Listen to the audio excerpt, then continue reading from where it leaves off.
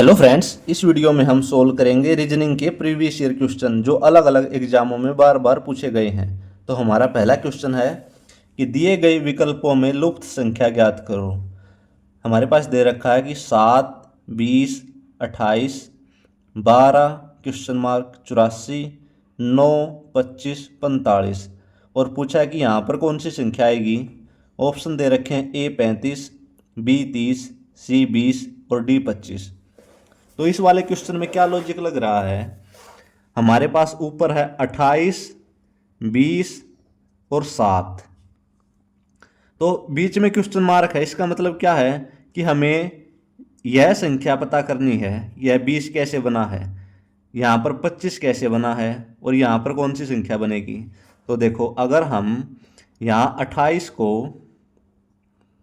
इस 7 से भाग करें तो 4 निकल कर आया और हम उसको 5 से गुणा कर दें तो बन जाता है 20।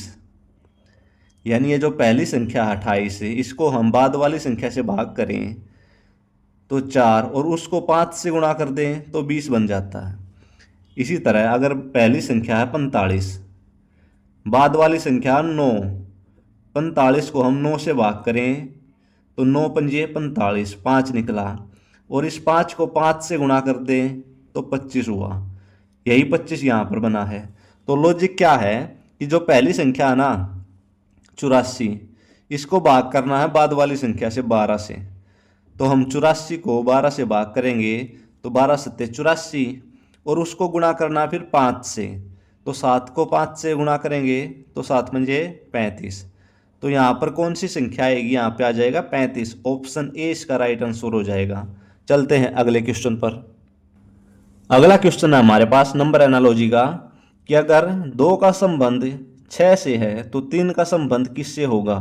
यानी जो लॉजिक यहाँ पर लग रहा है वही लॉजिक हमें यहाँ पे लगाना है। ऑप्शन है हमारे पास ए 18, बी 15, सी 35 और डी 20। तो देखो, अगर हम 2 को 3 से गुणा करें तो 6 बना। इसी प्रकार अगर 3 को 3 से गुणा करें तो 9 बना, लेकिन 9 तो ऑप्शन में है नहीं तो यह लॉजिक नहीं लगेगा। अगर हम 2 का क्यूब करें 8 और उसमें से 2 घटा दें तो बना 6। यहाँ पर 3 है तो हम 3 का क्यूब करेंगे, 3 का क्यूब हो गया 27 और उसमें से 3 घटाएंगे तो 24। लेकिन 24 भी ऑप्शन में नहीं है तो यह लॉजिक भी नहीं लग रहा। इसमें एक्चुअल में हुआ क्या है, ये 2 है ना, जो 2 यहाँ पर अभाज्य संख्या की गुणा की गई है। अभाज्य संख्या यानी 2, 3, 5, 7, 11, 13, 100। तो जो 2 अभाज्य संख्या है उससे अगली अभाज्य संख्या होती है हमारे पास 3। तो 2 और 3 की गुणा हुई 6, वही 6 यहाँ पे आया है। अब देखो, हमारे पास है 3, तो 3 से अगली अभाज्य संख्या है 5। तो हमें 3 को 5 से गुणा करना है 15। तो यहाँ पर आ जाएगा 15। ऑप्शन बी इसका राइट आंसर हो जाएगा। चलते हैं अगले क्वेश्चन पर। अगला क्वेश्चन है कि दी गई आकृति में कितने त्रिभुज हैं। हमारे पास ये आकृति दी गई है और पूछा है कि इसके अंदर टोटल कितने त्रिभुज हैं। ऑप्शन ए 15, बी 8, सी 24 और डी 20। तो इस वाले क्वेश्चन को कैसे सोल्व करेंगे। देखो, अगर हमारे पास ये जो सिर्फ इतनी आकृति होती है हमारे पास ऊपर वाली, यानी अगर हम ऊपर वाली आकृति बनाएं, ये आकृति बनाए अगर हम ऊपर वाली, और इसमें पूछा जाता कि इसके अंदर कितने त्रिभुज हैं, तो हम कैसे निकालते हैं। हम यहाँ पे नंबर डालते 1, 2, 3, 4 और सभी को ऐड कर देते हैं। तो 1 और 2 3 और 3 6 और 4 10। तो अगर इतनी आकृति के अंदर पूछा जाता तो 10 त्रिभुज होते। यानी हमारे पास अगर ये ऊपर वाली आकृति होती है तो 10 त्रिभुज तो हो गए। यहाँ पे नीचे वाली आकृति भी सेम है, ये इसका उल्टा है, तो 10 त्रिभुज हो गए इसके अंदर। तो 10 त्रिभुज ऊपर और 10 नीचे, तो टोटल हुए यहाँ पे 20। अब बच्चे यहाँ इतना करेंगे और 20 पे निशान लगा देंगे, लेकिन इसके अंदर अभी त्रिभुज 4 त्रिभुज और बाकी हैं। एक त्रिभुज बनेगा ये यहाँ से स्टार्ट करके और यहाँ तक ये त्रिभुज बनेगा एक, ये वाला।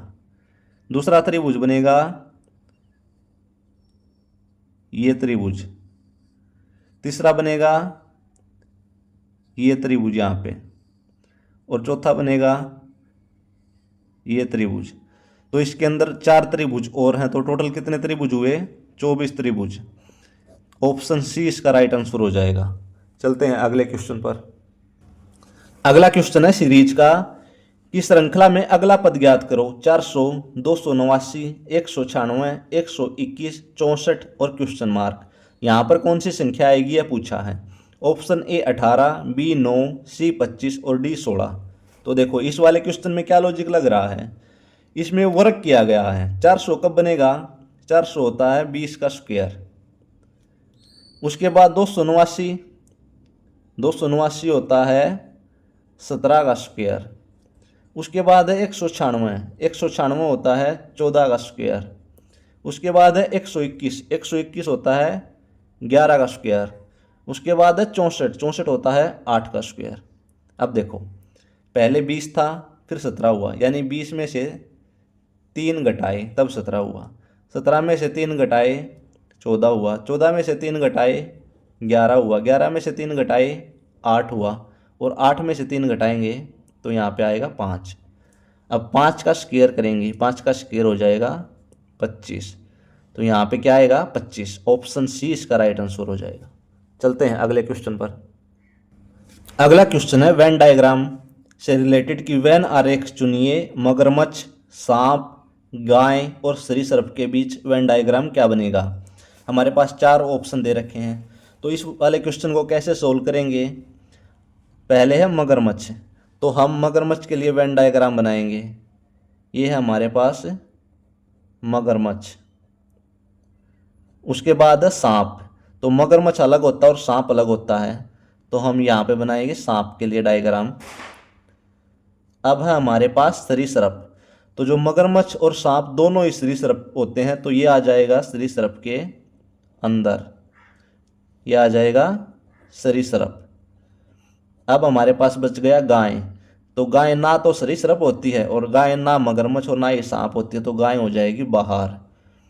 ये बन गया गाय, सांप, मगरमच्छ और सरीसृप के बीच वेन डायग्राम। तो ऐसा कौन सा ऑप्शन हमारे पास? ऑप्शन सी इसका राइट आंसर हो जाएगा। चलते हैं अगले क्वेश्चन पर। अगला क्वेश्चन है दिए गए विकल्पों में संबंधित शब्द युग्म का चयन करें।